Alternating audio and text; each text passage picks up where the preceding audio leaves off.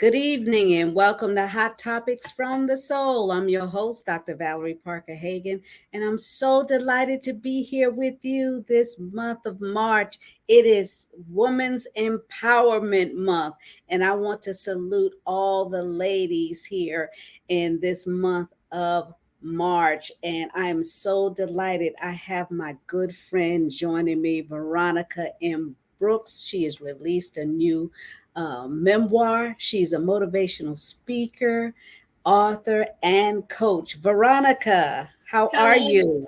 Hello, Dr. Valerie. I am good.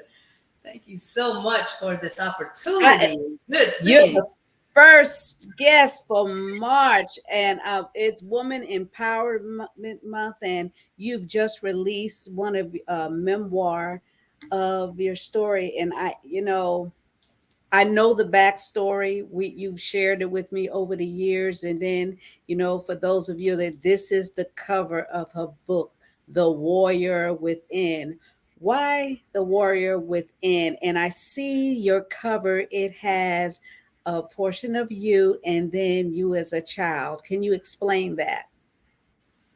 Well, this was because of my, I want people to really notice and actually see, the child and then the adult side of me. And then that would walk them through as they're going through the book. And the warrior, that actually came from my dad and my uncle calling me a warrior gladiator as I was growing up. And so when I was writing this book, and then I had my producer looking too, because this book is also going to be a movie as well. And she's pulling in Morris Chestnut as the director, so I'm grateful for that. And I wanted people to really see, and I when I looked, I said, okay, yes, they're gonna know this is something that catch their eye, like this is a story to be told, and just exactly what I wanted the book to do is actually doing, because I'm getting so many phone calls and it's blowing up so much that I couldn't even get the books myself because they kept selling out. That is awesome. And I like details. So I'm looking at it and it's black, but the writing is in gold, meaning you came forth as pure gold, even though there was darkness. So there is light in the midst of darkness. Yes, yes, because in a twinkle of an eye, life changes so quickly, and either you can take on life or you just give in and give up. But I didn't give up even through all the struggles as a young child, trying to fight my way through and figure out, how to get out, and didn't even know how to get out. I Hmm. still look back and say, wow, I came through all that and didn't even realize it. But it was all part of, working with a producer too, just telling her the story as well. And she was just floored. And one step at a time, Dr. Valerie. And that's what you taught me, actually, to take one step at a time. And you can hold on to so many things for so long, but there's always that one little thing you really need to clear up out of your head. And that was the phone call you had me make to Hmm. actually, the one that was doing all the setup in this book. Yeah. And I don't know about Dr. Valerie if I should even, I don't know how much to say as I'm far going to as, guide you and lead you in because we want people to get the book. I mean, your yes, story is so many women's story and even young men's story, unfortunately. And, I'm so glad that you had the courage to release this book because it is so traumatic, but yet you survived it. We have our stories, our things in our closets. And I remember when I released my book, From the Soul of a Woman, Love Shouldn't Hurt. I never thought that I would get the response that I received because people didn't talk about domestic violence. Yeah. back then. And I mean, to date, I've sold over 15,000 hard copies of the book. And that's not talking about downloads and stuff like that, because of the fact that they didn't have the capabilities of downloading it when I first released the book. And to have sold that many hard copies in individuals' hands who more than likely took it and passed it along. And I know that to be true because so many people say they've done that. And I can imagine what your book is going to do and is doing right now for thousands of people right now reading your story. Yes, that's that warrior within that I know that everybody has, because I'm grateful because everybody didn't have a mother and a father, but I had both my parents. But everybody has to go through something and everybody survives something. And that I know for sure. If you really look up, you can actually get through and you can even get up and move forward. Just let nothing stop you. Keep moving forward, because that's where the warrior comes in. And when I that warrior gladiator, like I said, it was because my dad and my uncle, they always called me a warrior gladiator, because a warrior, they have wounds, but we still fight. But a Right. gladiator fights unto death. They don't quit until the end. So, it took me a long time to understand what they were talking about, but now I see. Even though going through struggles, you worry about everybody else but your own self. And I realized, it's Absolutely. like, wow, I actually wasn't even really thinking about myself. I'm worrying about, my sister getting, in trouble, even though the impact came from people that was close to me, Mm. that were setting up. But I just I Well, I Veronica, this is a uh, really touchy story yes. um, to get into. So tell the audience when life changed for you. How old were you?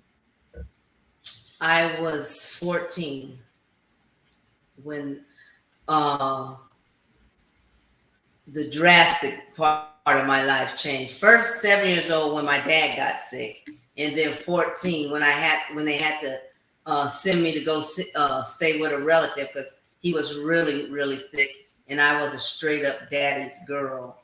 I wanted Hmm. to just stay up under my daddy all the time, and that was really difficult because separating from him, I never even saw my dad cry like that because, I know he knew I wanted to just stay up under him, but my parents were up in age and they just had to have somebody else at the time that needed my help.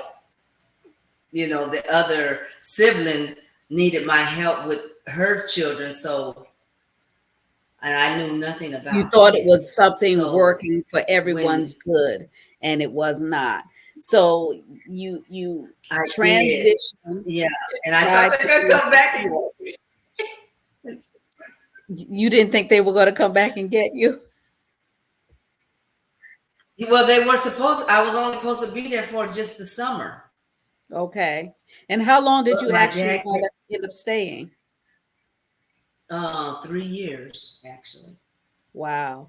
3 years. So you relocated to another state, Yes. and you thought you were going to family, a place of safety, 14 years Mm-hmm. old, Mm-hmm. and here you are.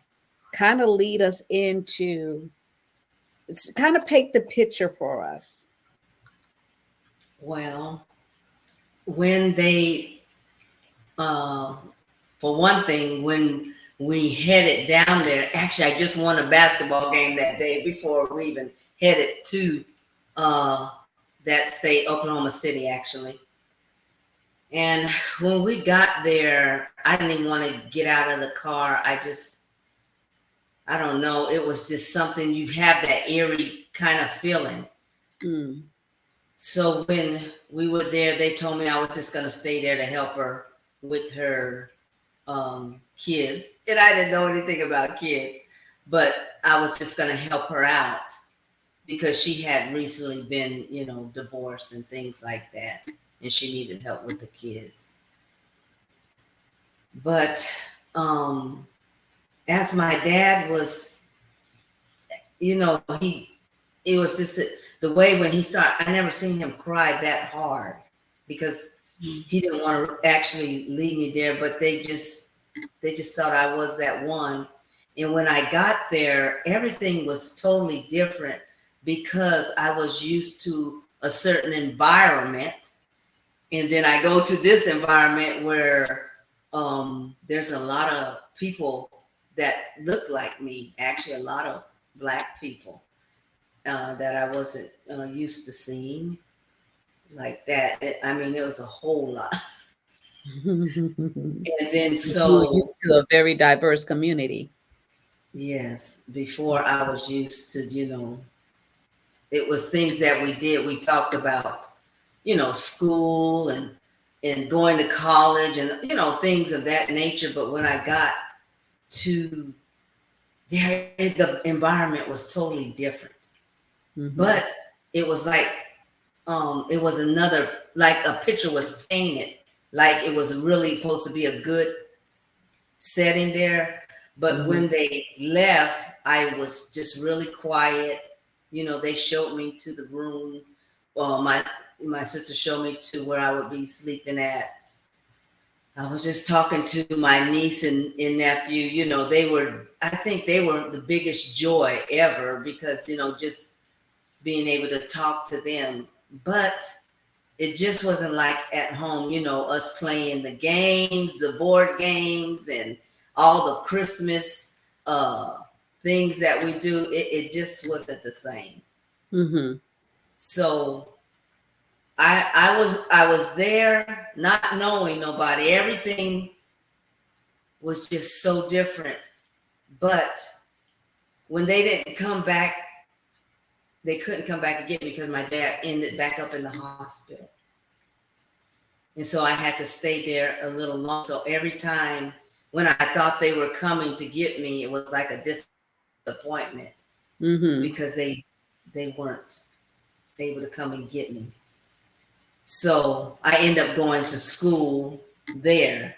And that was a big, that was like, Culture oh shock. God, oh my, It yes, was. 'cause they were all black people.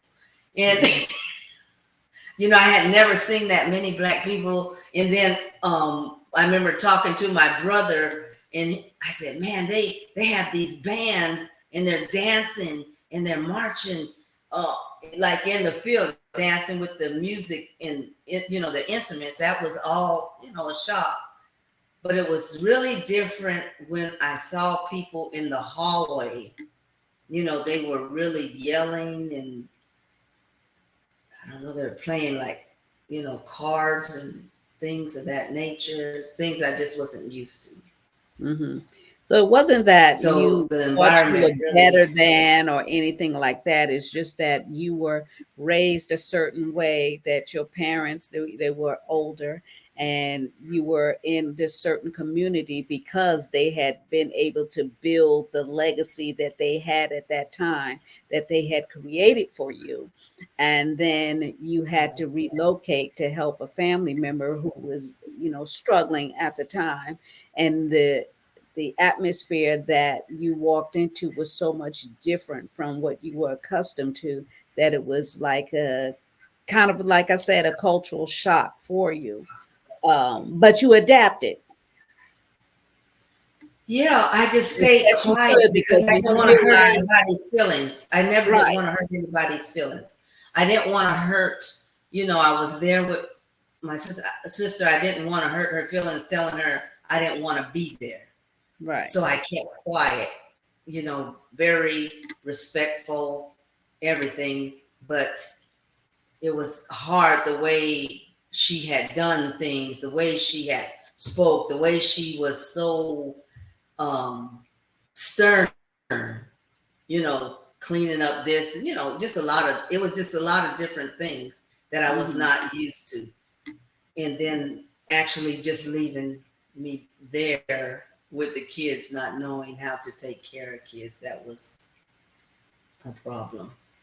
Okay, But so they showed me the kids. They were, I guess they were used to that. hmm, so in your memoirs, you talked about different things, and what was one of the pivotal points in your life that transitioned you to kind of spiral into this book that you created to bring some type of deliverance to individuals? Okay, so what had well, that first year it was kind of okay because I had met Glenn and we were friends. So it was kind of, Glenn is your just, husband. yes, we were just friends. He didn't never try to touch me, kiss me, or nothing. We were actually just friends. But then all of a sudden he just disappeared for no reason. I don't know what happened. Well, I know what happened after the fact. We found out what happened because somebody deterred him and made him stay away. But in that process, all these group of people, they set me up for a man to rape me. That's what they actually did. And the thing I had to really think about, because it was some grown people In the church. in the church, grown ups, that, and it is about 8 of them that actually took that time to get me in a place where he can attack me, pick me up, and slam me down and rape me. And the thing is, this man was the head of this church, and it just threw me because I didn't know that people do like that, because being with my uncle Bishop W.C. Griffin, all you see is him preaching, teaching, and you see miracles, you see people getting healed and things of that nature. So you automatically think that pastors, preachers, they're good people. They're good people, right? They That don't you can do trust them. anything like that. But when it takes all those women to set me up and then trap me and then get me there, because I wasn't even doing, I was actually playing with my niece and nephew, and then all of a sudden they say, oh, you're gonna go spend some time over here with these people and their children. And I was like, God, I didn't even want to go over there. And then telling me what to put on, what to wear. And Wow. then the thing of it is, we all were in the same choir, the choir rehearsal, and then all of us, they leave me there and say, oh, come on. They put some food on the stove and telling me to watch it, and then leave me there, not knowing that he was in the back there. They all left me in that house like that. Mm. That's what they did. Talking about a And I setup. think, and to me, I just feel all of them are rapists. I look at all of them are rapists to me. Yeah, because That's how I will basically look what at they them, and did that's how was I they will they always look at them. served you up, basically. So that's what happened. They Yeah, I literally was a like good, served I you was a up. good kid. It was just a whole entire plot. And they, all that stuff been happening before I got there. No telling how many people he already had attacked. And then find out later all the other different kids that he have. And it was just horrible, for me, because I had to sit up there. And the thing is, they knew what happened, because they set up everything for it to happen. And this is why I'm glad that I was able to even write this book. I know I had spoken, I had went to different speaking engagements, and people, they cried when after I got through speaking, telling them about my life of what happened. But the thing is, they had asked, where were you at when I was, and these were like 70 and 80-year-old people.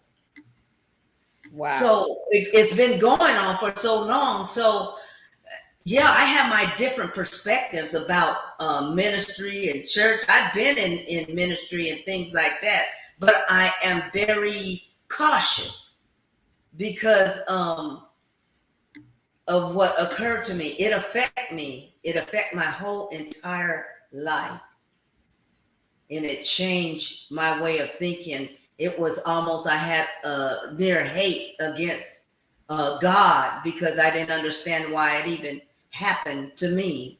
I was doing nothing but trying to help somebody, and then they're gonna set me up for somebody to nearly destroy me, and it didn't happen. They didn't destroy me. I'm here now.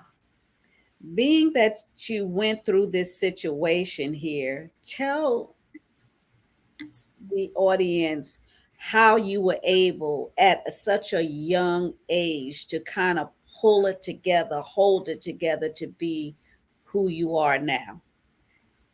You know what? I always heard my dad in my ear. My dad was always inside my ear. It's like, that's where that warrior comes in.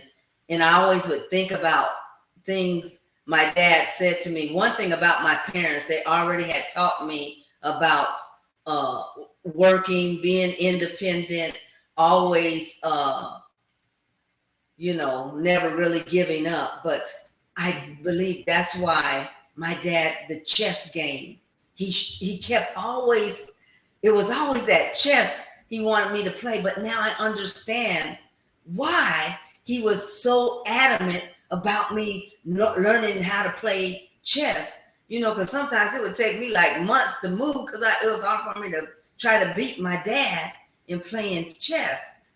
But you know what? You have to be able to stand your ground in spite of all the other movement of things coming after you, whether it may be the knights, the bishops, whatever. They, all of them, you have to be able to find a spot to even live. It was just in me to just go ahead on and just survive. But I had to get away from her because it was just a danger zone. It was a total danger zone for me So because how did you reach out to your your parents, and let them know what had happened to you and how I did. difficult was that? You They never never did. knew. They never knew what happened. I didn't. I couldn't tell them. I could the way I was raised up in, if I would have told them, they would have just took care of me. But in the state of mind that I was in, I didn't go to them. I just thought I had to handle everything myself.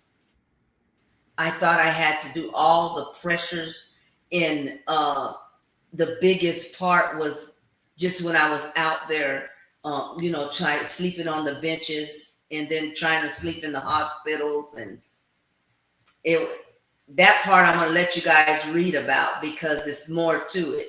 You know, it was it was like, oh my goodness, because even golly, I'll tell the whole story by the if No, I'm not going to but I'm let you trying tell to the keep from story not because telling it. But I want them to go to veronicabrooks.com so they can get the meat of the story. I just wanted to kind of touch the surface about what the memoir was and why it was so important for you to write it at this dispensation of your life. Now, you brought up your husband Glenn in the midst, is that you 14 years old, you had met Glenn and they had ran him out of the church, that because you're all going to church together because of the fact that you were set up uh, yes, to be assaulted, basically sexually yeah, assaulted. because she told his mother that she didn't want him coming to see me or coming to pick me up. She thought we were sleeping together, which was not true at all. None of that. He took me to a restaurant. He took me to the movies. We just laughed and talked. Took me to the chocolate part because it was all brown, and he, most of the time, he just listened to me talk about my daddy, because I'm always talking about my daddy. And, my mom, she was good too. I just happened to just stick up underneath my dad so close. And I don't know if it just because he got sick or what, but I was just straight up under him all the time. And what happened, Glenn is he's an obedient child. So his mother told him not to go there, not to call, not to come, pick me up or take me anywhere, not to call or anything. And he did what his mother told him. All I knew is he disappeared. I didn't even know where. And I said, oh, well, and I don't, if you don't know about, chasing after something, I didn't know anything about anything like that. So Right. they made sure he was out of the way. So that first year there, they plotted and they planned. They made sure he was out of the way. And then they made sure they took me so I could be attacked and raped by that man. Yeah, because this beast wanted a virgin.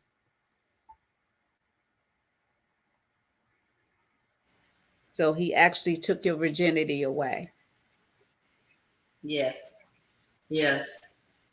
And it was really that was the hardest part, because I didn't even know. I felt like, just went down there. I didn't realize it was just a lot of, blood and stuff. And I didn't, yeah. So I just, oh man, I just got the towel, since I was over there at there, and I just took it and, you know, just You cleaned know, this myself up. book, The Warrior Within, so many women go through situations like yours, not similar, where being set up by women for the abuse and sexual abuse to happen, but women have gone through, and unfortunately, as I said, men have been sexually abused and set in situations. So in your book, The Warrior Within, can you give a bit of encouragement to help individuals that have went through this and still haven't found their way through the tunnel? Yes, because one thing I wish I had the courage to do was to speak up. But when he threatened me, telling me that my sister was going to get in trouble, and she talking about my sister was going to go to jail, and all this stuff like that, I was still trying to protect her, not realizing, So She was part of it. I kept quiet. And the thing is, the one thing I wish I could have did was speak up then, but it was so hard for me to speak up. I just didn't know what to say. I didn't have anything. My parents, I didn't know if my dad would have another heart attack or stroke. I didn't know if my mom would just fall to pieces. Everything was going through my head with my parents. So I just kept quiet, and I just tried to get through it myself. And I wish I would have spoke up, but when I looked up the statistical data, because every 1 out of 6 people, if there's 6 people, one of those people have been raped completely. And they do it to boys too. There's Yes. women that rape boys. Yes. And my thing is, you never forget about, you are somebody. And if you could just go and just speak to, find somebody to just talk to, and say, this person did this. And I don't know if they may come against you or not, but you keep going down the line until that you find a person that is sticking with you and believing you. Because I know there's people out there that will say, oh, no, you didn't do this, didn't happen, or anything like that. But see, the thing is, you are somebody, and you do have the greatness in you to win. You were put on this earth to be somebody. You were put on this earth to be happy. And you are supposed to be having fun. You're supposed to have just your natural self, having a good time. You're supposed to be that way. Don't let nobody try to rip you down, tear you down for you to turn into. You don't have to turn into prostitution. You don't have to turn into drugs. You can go to school forever if you want to. I don't care if you're 90 years old. If you're still breathing, you go to school and you go get whatever degree you want. You go and do whatever you want to do in your life. If you think you can be something great and good, you can. Yes. Just do it. Don't give up on you. No matter what it looks like, don't give up on you, because you do, like I said, you are that warrior within you. It's there. Just don't quit. Don't give up. And I have to say this one thing, because Dr. Valerie, she just was so open. And then that's why in my book, in this book, if I don't know if you could see, can you see Yes. on the back here, I have, see where it says down there, so it's from the Soul of a Woman Foundation that I donate to. This Thank you. organization helps women just like what happened to me. People that, even whatever you're dealing with, if you're dealing with drugs or abuse or domestic violence, or maybe somebody had cancer or something, this foundation helps you to get through.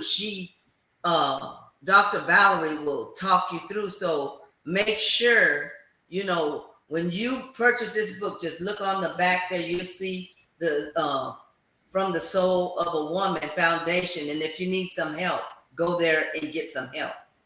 Excellent place to build you up and encourage you to succeed. I know I Thank had you to so say much. that one thing, because that's what really helped me when you, and then Les Brown was telling me, God, I think it threw him in the seat of his chair when I told him the story.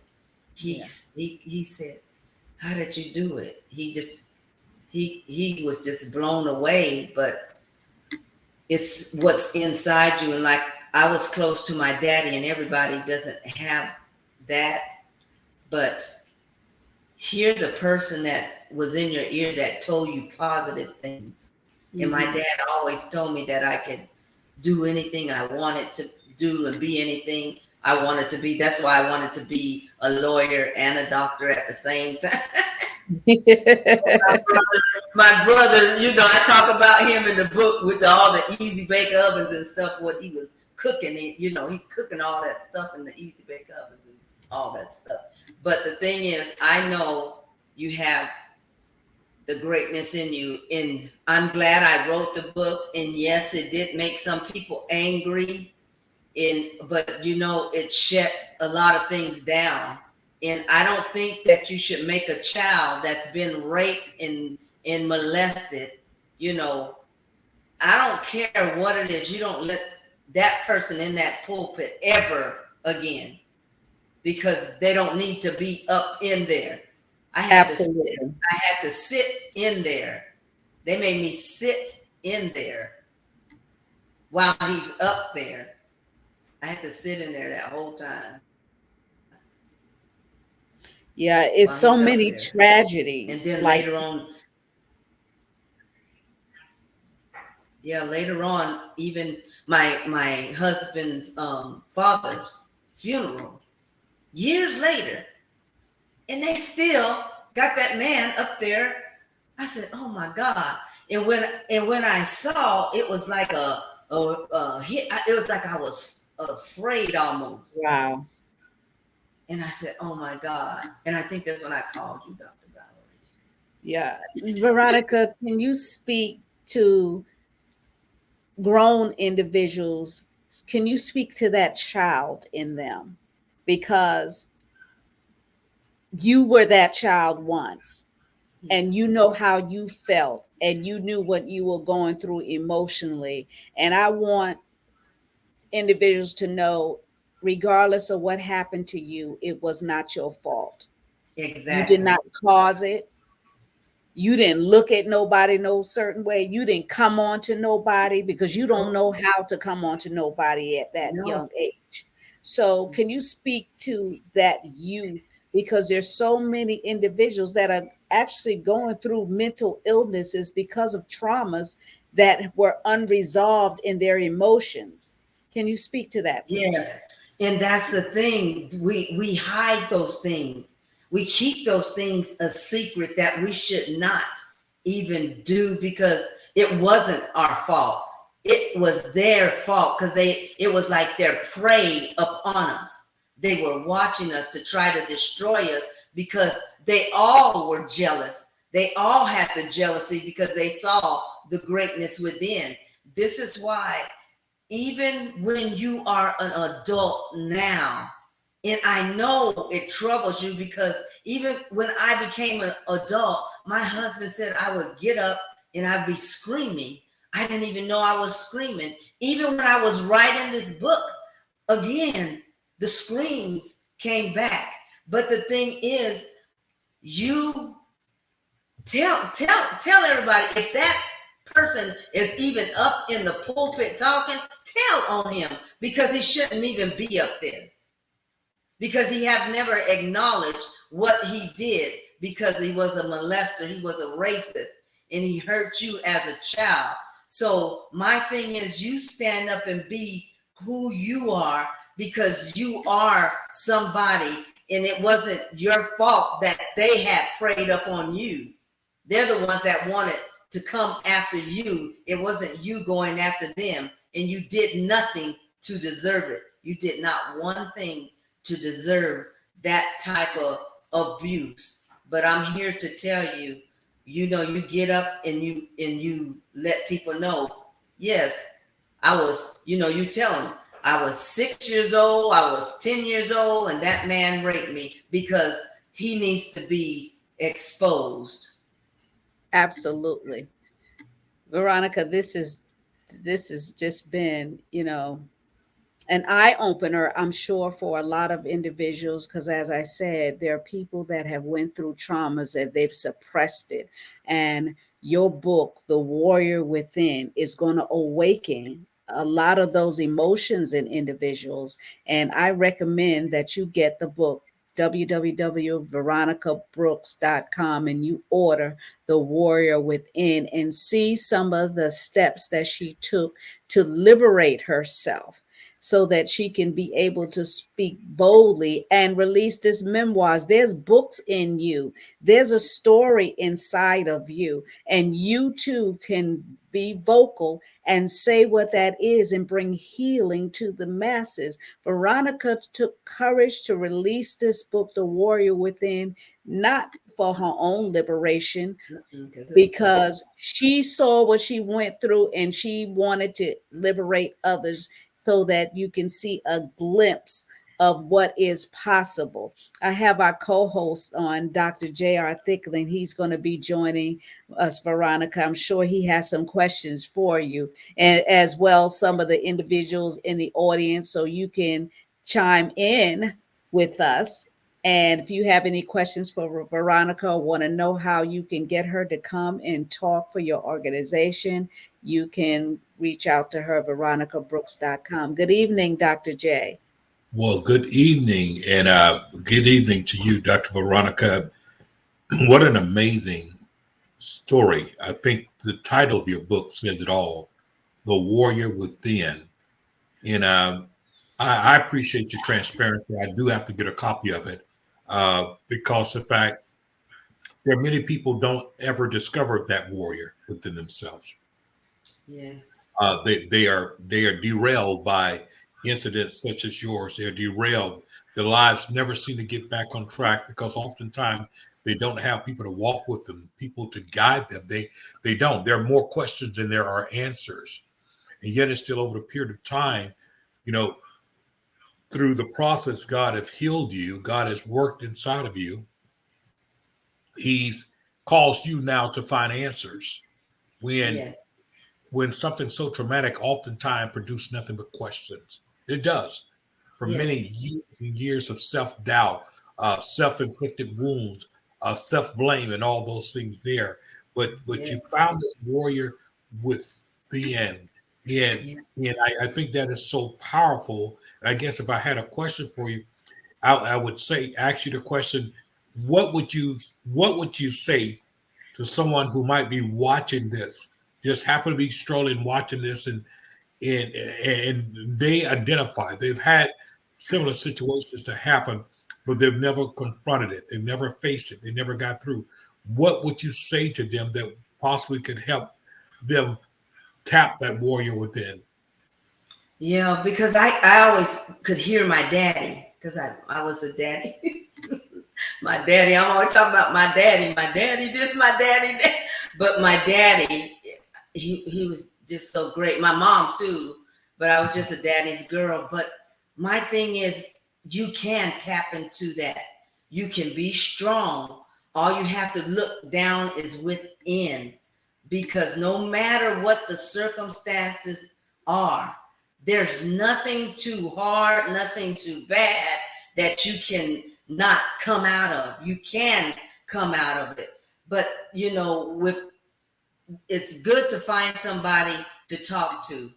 I was scared to talk to, just like I know many people are afraid to talk and speak about it, especially in the church. They're afraid to say, oh, because they think this person is such a godly person, but no, he's not.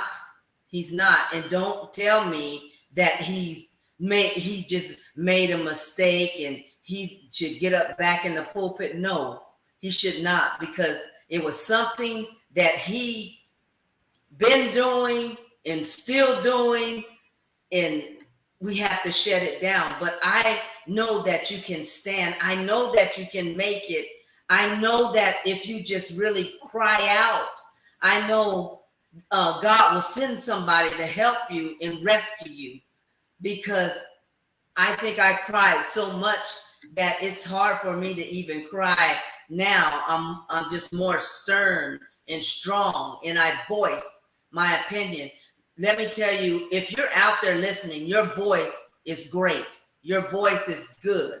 No matter what you've been through, even if you want to get it out now, I don't care if it was 20 years ago, 30 years ago, get it out, because you are somebody and you are great. And it doesn't matter what happened then, but the thing is, what matters is you let it out now. You don't have to keep it in because it was then.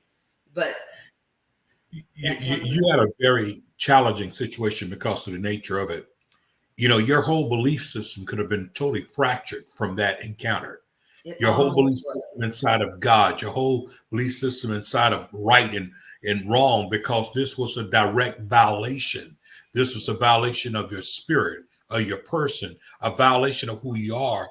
And we tend to think when it happens, and it happens with someone that's in a church, particular leader, pastor, bishop, or whatever, we Yes. tend to think almost as if we say something, it's going to do something to make that person, we become more concerned about that person's image than we do about ourselves. And And people that's will urge, exactly what I did. yeah, and people will urge you That's to what try I to, did. yeah. So you I would did force, that thing. I actually, jail. Nobody wouldn't believe me. Nobody this. I actually believed him when he said that. Those are trickery things. If you're out those are trickery things that they tell you. They'll tell you nobody's not going to believe you. Don't listen to that. That greatness in you, yes, there's somebody that's going to believe you, and there's going to be somebody that stands with you. So you speak up, even if you're a teenager listening right now and somebody's harming you right now. I mean, you can veronicabrooks.com. You could send it to me, your name or whatever, and I'll give you my phone number. You call me, you call Dr. Valerie, we're here. And you don't have to be afraid. It's them that need to be afraid. And it's them Absolutely. that we need to stand up and put them in their place. we call those tactics. Those are tactics of an abuser, of an oppressor. When they use tactics like no one will ever believe you, who's going to believe you, and they go to attack your character. And this is why this is so important, because when people want to come back and say, "Well, he just made a mistake," no, that's not a mistake at all. That is pre-calculated. That is what this person have been able to get by with, and so because they have never been checked, they have never been held to accountability. They continue to do so. And so they sound very convincing in saying nobody's going to believe you because everybody before you have been intimidated. They've been intimidated. But that role going from victim to victor, Mhm. that's the journey that I believe that your book is talking about. That Yes. it's that road. It is that road because it is natural that oftentimes a person who's been victimized like that, they blame themselves. What did I do wrong? Yes. And the enemy used that as a field day to beat them up, Yes, that to is feel so sorry. So true. now they're shamed. They're Yes. hiding. They don't want to talk about it. They're isolated. But you said something that was so important. We have to reverse this thing. The shame shouldn't be on the victim. The shame ought to be on the perpetrator. Shame on them. And it And, happens a lot. and we Yes. have to reverse that. And I said, and it's a tough place to be. But let me say something. The Bible talks about perfect love, cast out all fear. Listen, my love, or God's love inside of us will make us come forth and put it out there, because we're not going to protect an individual who is abusing power. Number one, they're abusing power. Number two, they're violating trust. And then thirdly, they are now using tactics to oppress you inside of it. And so for every woman, every person, because we often say that's a good read for a woman, but I think it's also good for a man. I think we Yes. as men need to understand the fact of when we abuse our power, when we become misogynistic and we start controlling and manipulating and doing things that's going to bring harm like that, and knowing intentionally, we need to be held in check. We need to be held in Yes. check. And as a man, think about it. You have a mother, you have sisters, you have a daughter, you have nieces. Understand the dynamics inside of that before you just think that you're going to use your power to manipulate. And I want to just close by saying this. Out of all the things that happen, oftentimes when people are molested and raped and all these things there, the first thing they encounter when they go to talk to people, unfortunately, people in the church, is that they're not believed. And the question is, what did you do? What did you have on when you was around them? And it is the reason why the campaign for sexual assault and rape is start by believing. That's the Yes. word to those of us that someone will dare come to us and share with us that they've suffered this type of trauma. Our first response ought to be we ought to start by believing them. In other words, I'm going to issue you credit. Yes. I'm going to believe you right from the beginning because Right. you have less of a reason to lie about that than you have to to make up a story. And so we have to start by believing. And I salute your courage. And I know that just this book, even this show, It this was time, hard to write. It was hard to, yeah, yeah. Yeah, most because you relive it when you're writing something and putting it on papers. And I recommend that individuals, even if you're not doing the book, whatever is in you, start writing it down so it could come out of you, Yes. because right now it will be in your head and it will be in your spirit, and then you find yourself warring within because you want to be normal, but something happened to you, something fractured you, something broke you, something humiliated you, and you need to get it out. And sometimes you can't talk to individuals like Veronica stated that, you know, who could she tell, who could she go to?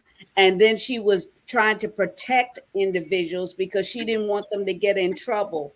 Forget that. Yep. Expose them openly.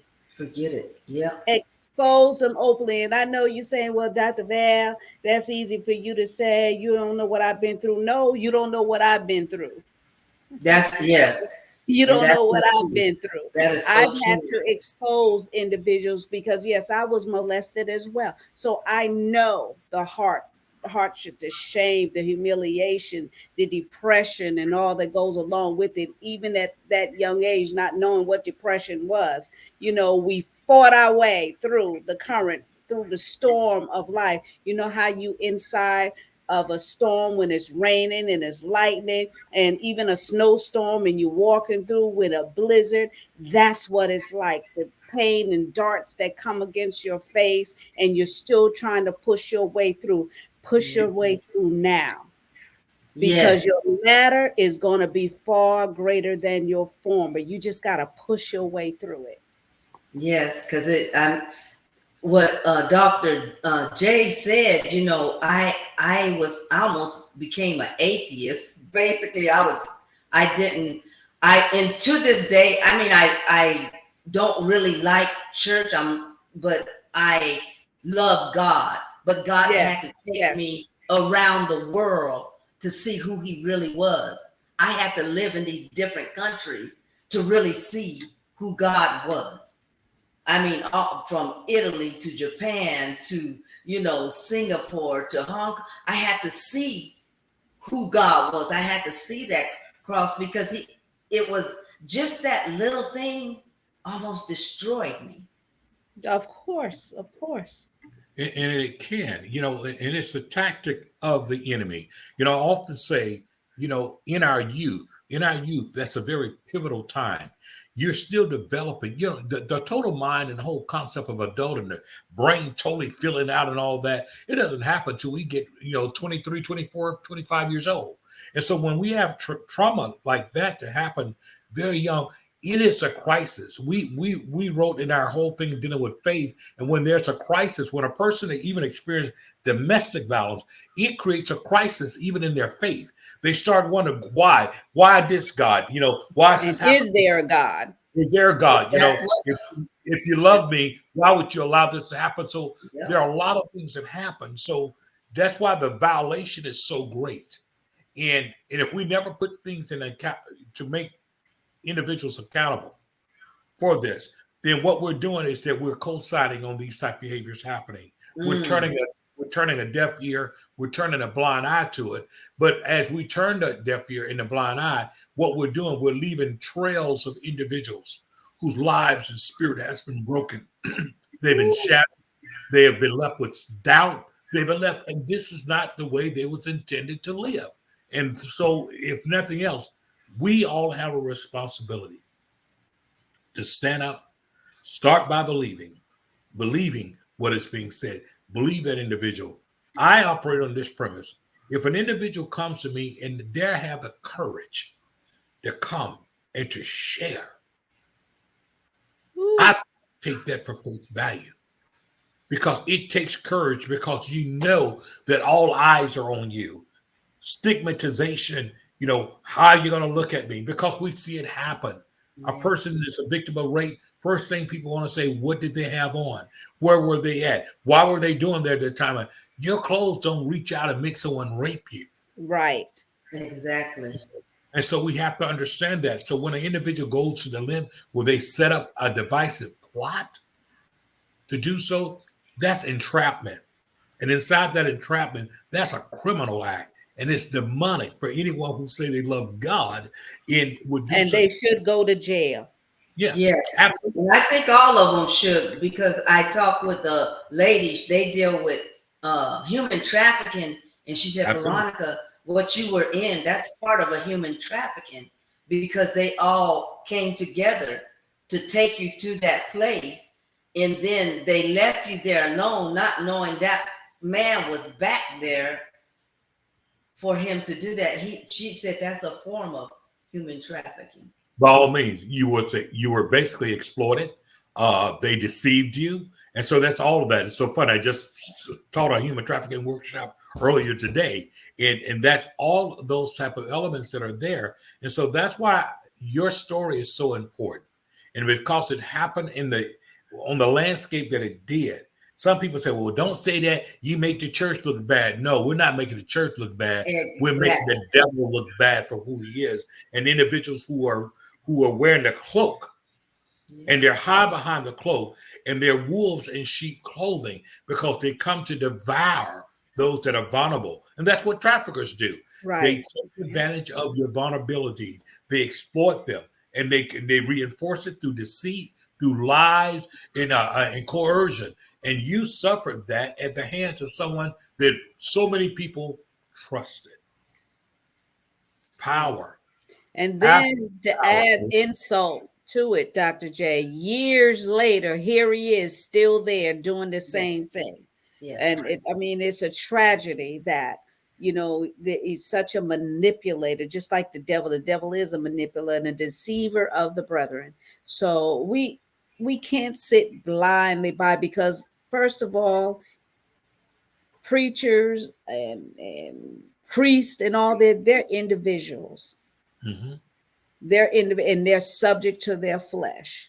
Hmm. And the word of God tells us not to put the confidence in the flesh. And it also tells us to watch as well as pray. Yes, we receive the word of God, but don't put an individual so high on a pedestal that we can't see them for who they are. We all in the clouds and stuff and not watching and not praying. Mm-hmm. That's because we made icons. And that stage of iconic worship, we have to be very careful of. It is one of the reasons I don't like playing with titles. I don't like playing with those type of things, because when we, if you would ascribe certain deity to people and we put them up on a pedestal, what we're saying is that they're above reproach, that they're above it, and they're not. But even more so, we the individuals ought to say, no, we ought to be denounced and no, don't put me up there on that type of pedestal. That's not who I am. I'm a man. I'm a man with flaws. I'm a man. And that doesn't excuse it. But what it does say is this: don't excuse me because of my title.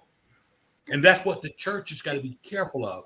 And we see it happen to, because oftentimes when these individuals are finally trapped or finally brought to accountability and it really comes out, you know what happens? They come, they shed some tears, they want to come up in front of the people and they want to ask for forgiveness, to apologize. And this is what the church does. Crocodile tears. Yeah. And this is what the church Yep. does. And We forgive me. Yeah, Yep. the That's church what they honors say. them. Yeah. Folks come up to them and they start wrapping their arms around them. They start saying, that's a good man there. That took a lot to do that. Meanwhile, nobody have thought about the line of victims that they have left there still hurting. Nobody reached out to them. Nobody ministered to them. Nobody embraced them. Nobody Yeah. accepted them. So it's crazy our sense of theology that excuses one and yet it still stigmatizes the other. Yes. Yes. Because at it's 87%. It's either 87 or 89% that have been raped. They either become prostitutes, they either become drugs, they're alcoholics, or they commit suicide. And I'm grateful I'm here. And I I'm didn't do grateful too. anything like prostitution. I didn't do any of that.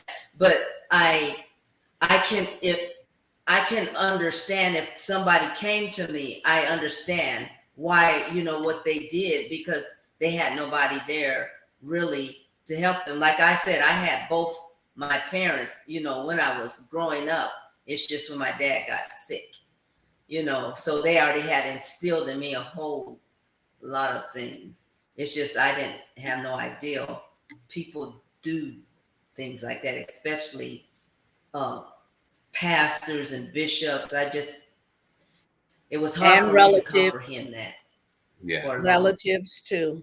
Yeah. Violation of trust. It's a violation of trust. It's something that we don't like talking about, particularly in Black and brown communities. We don't want to talk about incestual things that happen, incest that is happening. We don't want to talk about it. As a man, and I think about it, I grew up with six sisters. Six sisters. Five of them was older than me. One was younger. And I think about my three other brothers, two being younger. And I think about it every day, that I am glad that my sisters grew up not having to worry about their brothers, you know, uh, trying to be with them in that way. Uh, Yes, that for, is yes. for that reason, my mind is always on my nieces and my nephews, and of course, my own daughter, because the fact it is so important to establish those type of boundaries, expectations, and those things that are there. Because if you don't establish it, that type of mindset and spirit will run rampant. And it'll run Yeah. rampant, and you have generational incest. You have generational type things happening, which means no more than a lot of generational pain. And I applaud you for breaking the cycle. I applaud you for coming forth. I applaud Yes. you because what you you. have demonstrated is that there's a warrior within. If you can tap into it, that Thank you warrior is so much. can overcome. So once again, Yes. definitely applaud you. I'm grateful I had good men around me, good my dad, my brothers. Yeah. And when I spoke about my life testimony, yeah, some of them said their dad and their brothers had did all these things to them. That was hard for me to comprehend because I had good brothers, cousins, Absolutely. uncles, you know. Yeah, but Well, it comes in all shapes and forms. They're individuals that are broken themselves mentally and emotionally, spiritually, and they become predators. And I'm not excusing them for their actions because it's just a horrible thing.